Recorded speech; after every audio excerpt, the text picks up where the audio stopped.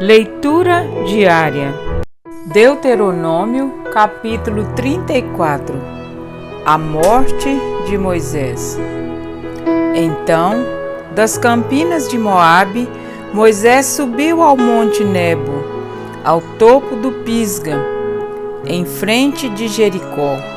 Ali o Senhor lhe mostrou a terra toda, de Gileade a Dan, toda a região de Naftali, o território de Efraim e Manassés, toda a terra de Judá, até o mar ocidental, o Neguebe e toda a região que vai do vale de Jericó à cidade das palmeiras, até Zoar.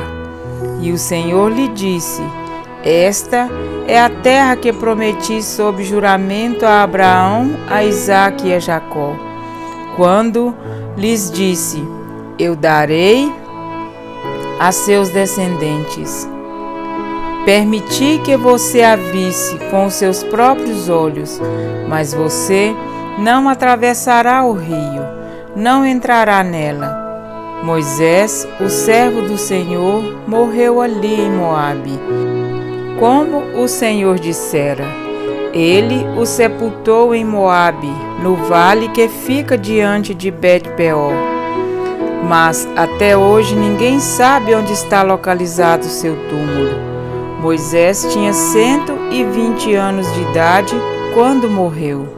Todavia, nem os seus olhos, nem o seu vigor tinham se enfraquecido. Os israelitas choraram Moisés nas campinas de Moabe durante 30 dias, até passar o período de pranto e luto.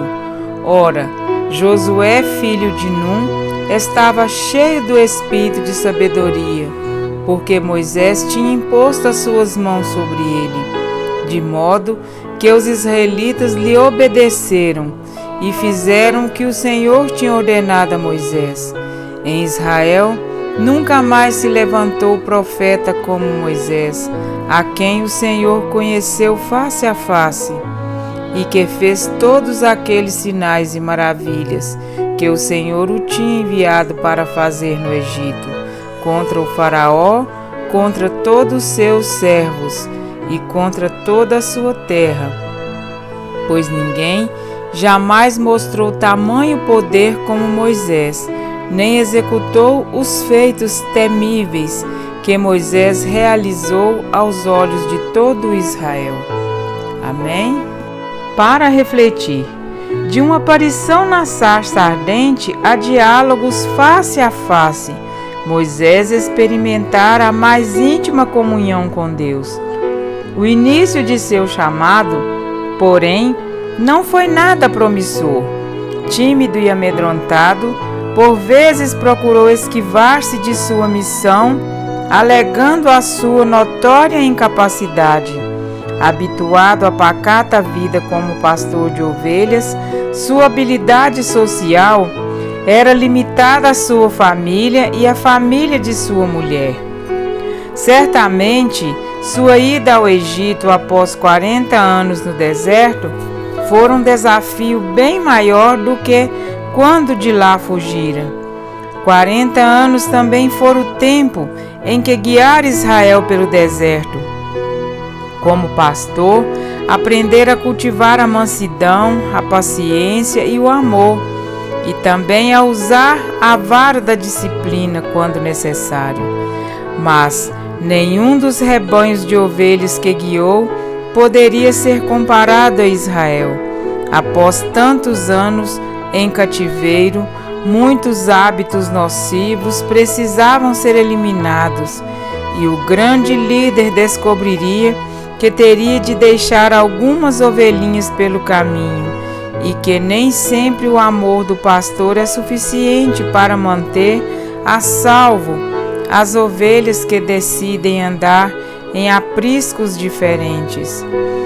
Que relacionamento pessoal e singular com Deus Moisés experimentou.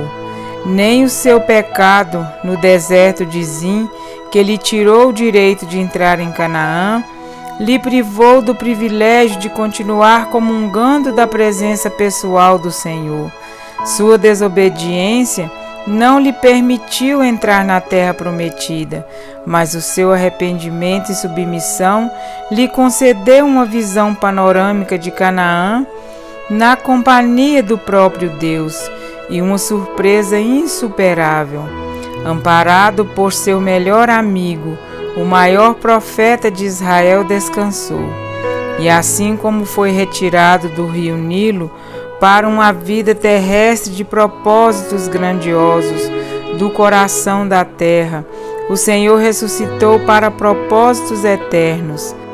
Na ocasião da transfiguração de Cristo, o próprio Moisés e também o profeta Elias apareceram, falando com ele.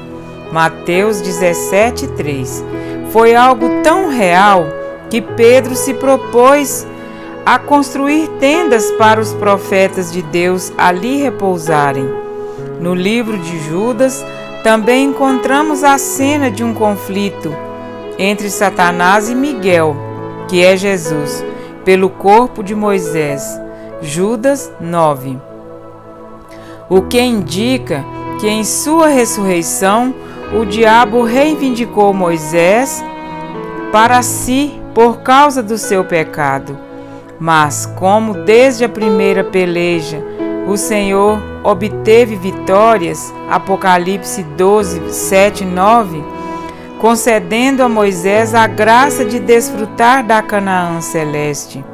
Amados, não há presente maior e melhor do que desfrutar da comunhão com aquele que nos criou, o seu abrigo, e que nos salvou, ajudador, andar com Deus. Eis o segredo da felicidade que por tanto tempo o homem tem tentado obter pelos meios errados. Nem a sabedoria, nem a força, nem as riquezas podem preencher o espaço que foi criado para a habitação de Deus, porque o Senhor pôs a eternidade no coração do homem. Eclesiastes 3:11. Só em Jesus somos completos. Podemos até cometer algum deslize, como Moisés, mas se estivermos em Cristo, sua forte mão nos erguerá assim como ergueu Pedro das águas. Conheçamos e prossigamos em conhecer ao Senhor como a alva. A sua vinda é certa, e ele descerá sobre nós como chuva serôdia que rega a terra. Oséias 6:3. Busque esta intimidade diária, e como a história de Moisés, a nossa história jamais terá um fim. Amém?